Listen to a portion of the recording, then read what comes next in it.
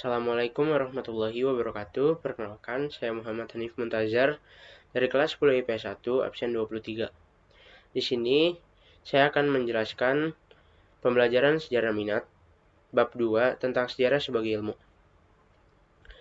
Pada kesempatan kali ini, materi yang akan saya bahas ada 3, yaitu sejarah sebagai ilmu, kisah, peristiwa, dan seni. Yang kedua, sifat ilmu sejarah. Dan yang ketiga, cara berpikir diakronik dan sinkronik dalam sejarah. Dimulai dari materi yang pertama, sejarah sebagai ilmu, kisah, peristiwa, dan seni. Sejarah sebagai ilmu. Sejarah sebagai ilmu adalah suatu susunan pengetahuan tentang peristiwa dan cerita yang terjadi di masyarakat pada masa lampau yang disusun secara sistematis dan metodis. Karakteristik ilmu sebagai sejarah terdapat 4. Yang pertama, empiris, yang kedua memiliki objek, dan yang ketiga memiliki teori. Serta yang keempat memiliki metode. Fungsi sejarah sebagai ilmu terdapat 3, yaitu fungsi rekreatif, fungsi inspiratif, dan fungsi instruktif. Selanjutnya adalah sejarah sebagai kisah. Kisah dapat disebut sebagai sejarah jika memiliki peran besar dalam perkembangan kehidupan sosial, sehingga akhirnya kisah ini dipercaya oleh masyarakat sebagai sebuah kisah yang sungguh terjadi di masa lampau. Sejarah sebagai kisah memiliki ciri didasarkan pada fakta yang bisa dipertanggungjawabkan. Jenis sejarah sebagai kisah terdapat 6. Yang pertama, sejarah politik, yang kedua sejarah ekonomi, yang ketiga sejarah sosial, yang keempat sejarah pemikiran, yang kelima sejarah kebudayaan, dan yang terakhir sejarah lisan. Selanjutnya adalah sejarah sebagai peristiwa.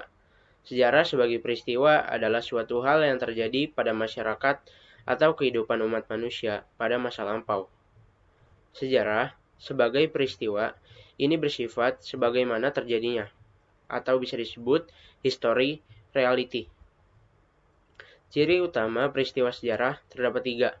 Yang pertama, peristiwanya abadi. Abadi di sini artinya tidak berubah-ubah dan kekal. Yang kedua, peristiwanya unik. Maksud unik di sini adalah artinya peristiwa sejarah hanya terjadi satu kali. Tidak pernah terulang secara persis untuk yang kedua kalinya. Dan yang ketiga, peristiwanya penting.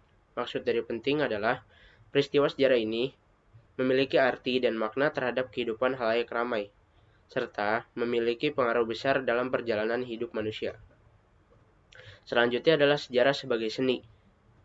Sejarah sebagai seni merupakan suatu kemampuan menulis yang baik dan menarik mengenai suatu kisah atau peristiwa pada masa lalu. Sejarah sebagai seni lebih mengedepankan nilai estetika daripada nilai segi etika atau logika. Materi selanjutnya adalah sifat ilmu sejarah. Sifat ilmu sejarah sendiri dibagi menjadi 2, yaitu diakronis dan ideografis.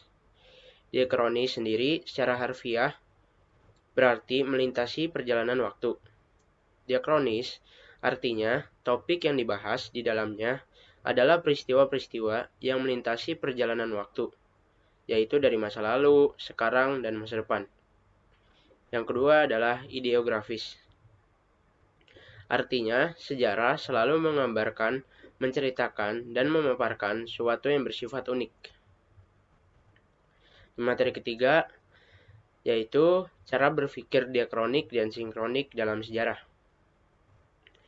Yang dimulai dari cara berpikir diakronik atau kronologis. Cara berpikir diakronik merupakan cara berpikir mengenai peristiwa sejarah secara menyeluruh dalam runtutan waktu yang panjang tetapi terbatas dalam ruang.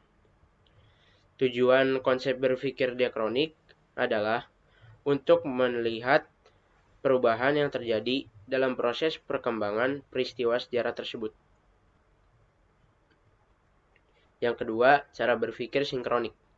Cara berpikir sinkronik dalam sejarah berarti berpikir yang meluas dalam ruang tetapi terbatas dalam waktu. Fokus dari berpikir sinkronik ini adalah mengkaji dan menganalisis pola-pola, gejala, dan peranan karakter dari sebuah peristiwa sejarah pada waktu tertentu. Sekian dari saya, itu yang dapat saya jelaskan. Kurang lebihnya mohon maaf. Wassalamualaikum warahmatullahi wabarakatuh.